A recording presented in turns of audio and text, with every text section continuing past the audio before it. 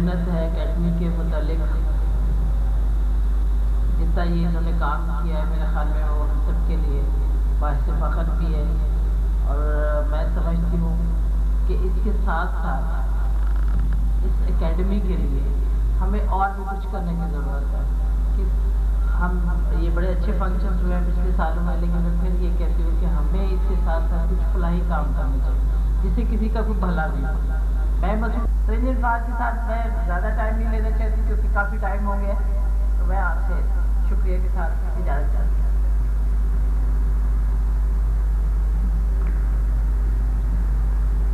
حاضر محترم،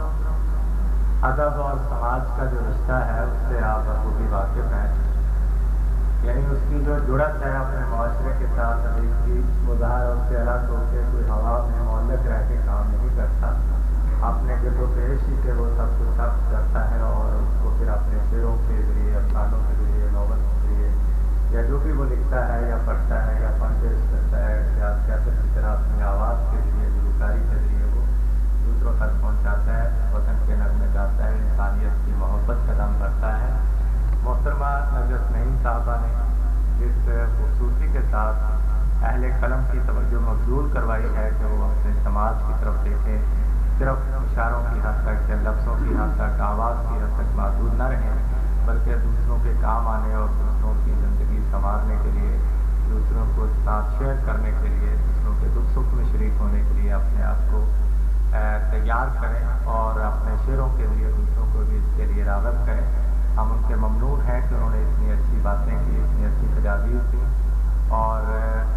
ادیب کو، اہل قلم کو، شاعروں کو، فنکاروں کو یہ مطلب احساس دلایا ہے کہ شعر کے علاوہ بھی ان سے کچھ ذمہ داریاں ہیں، ان کو ہمیں ضرور پورا کرنا چاہیے۔ انہوں نے جس طرح کی سماجی طبقاتی منافرت اور اونچ نیچ کا ذکر کیا ہے، اس کے لیے ظاہر ہے کہ ادیب ہمیشہ سے آواز اٹھاتا چلا آیا ہے، اور آج بھی آپ دیکھیں گے کہ وہ شعروں کی صورت میں اپنے وطن کے جو دکھ ہیں، اپنے وطن کی جو محرومیاں ہیں، ان کو وہ بیان کرے گا، ان کو بہتر بنانے کے لیے کچھ اندر سے اس کی آواز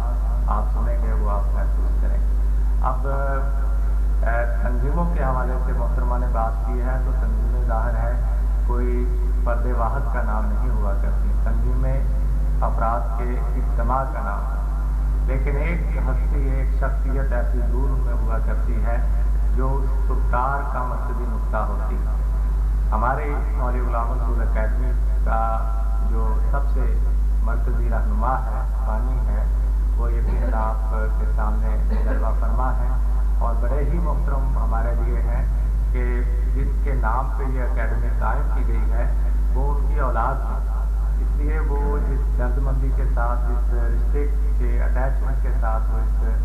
تنظیم کو چلا سکتے ہیں، شاید ہم میں سے کوئی دوسرا اس طرح نہ چلا سکے۔ ہم ان کے ممنون ہیں کہ وہ نہ صرف اپنے والد محترم یا نانا محترم کی یاد کو ہمارے سامنے تازہ رکھے ہوئے ہیں، بلکہ ہمیں بھی اس میں اپنے ساتھ شریک سفر کیا ہوا ہے۔ میں درخواست کروں گا جناب صاحبزادہ مسعود احمد صاحب جو اکیڈمی کے بانی اور صدر ہیں اور آج کی اس تقریب کے بھی صدر ہیں، کہ تشریف لائیں اور اپنے خیالات عالیہ سے ہمیں نوازیں، تنظیم کے اغراض و مقاصد کے بارے میں کچھ آگاہ فرمائیں۔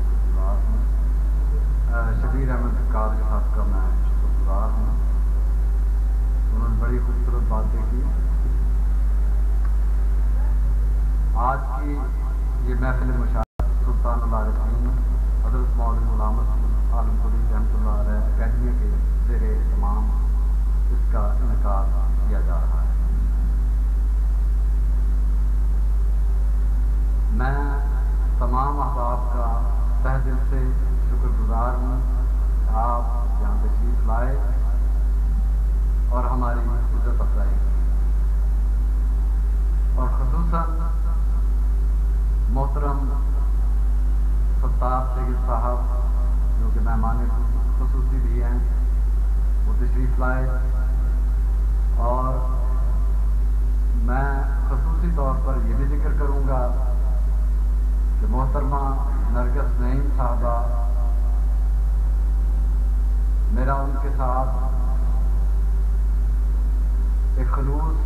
और मोहब्बत का रिश्ता है, और वो रिश्ता जो एक भाई का एक बहन के साथ रिश्ता है। और मैं खसूसियत के साथ ये जिक्र करूँगा कि उन्होंने हमेशा बढ़ चढ़कर फलाही कामों के लिए, अदबी तकारीर के लिए बढ़ चढ़कर हिस्सा लिया और हमारा साथ दिया। और अब भी कई दफ़ा जब हमारी निजी मीटिंग होती हैं तो जो बातें उन्होंने यहाँ की हैं वो दुरुस्त हैं, और हमेशा उन्होंने कहा कि हमें कोई फलाही हमारे मकासद हमें आगे चलना चाहिए, और अल्लाह की फजल करम से हमारे वो मकासद हैं, हम उन्हीं पे चल रहे हैं। लेकिन वक्त की मुनासबत से, और फिर ये भी होता है कि हमें अभी कुछ अर्सा हुआ तंजीम को कायम हुए, फिर उसमें हमारे दोस्त अहबाब शरीक हुए, एक कारवां बनता चला गया। और मुझे ये बड़ी खुशी है कि शबीर अहमद कादरी साहब जैसे, सादत अली साहब जैसे, प्रोफेसर डॉक्टर मोहम्मद रियाज शाह साहब जैसे, अभी डॉक्टर हुए हैं ये, तो इन जैसे यहाँ मेरे दोस्त बहुत दूर से आए। जब हमने स्टार्ट लिया अकेडमी का, तो जब दोस्तों के हमने खतूत लिखे और फिर उधर से हमें बहुत अच्छा रिस्पॉन्स मिला, पाकिस्तान के हम दानश्वर हजरात से, इंडिया से, तो उस तरह हमारा हौसला मज़ीद बढ़ता चला गया, और हम अल्लाह के फजल से पहले से काफ़ी बेहतर काम कर रहे हैं। और हमारे अगराज़ व मकासद में ये बात शामिल है कि हम एक रिसर्च सेंटर बनाएं जहाँ से अहले इल्म हजरात तशरीफ लाएं और वो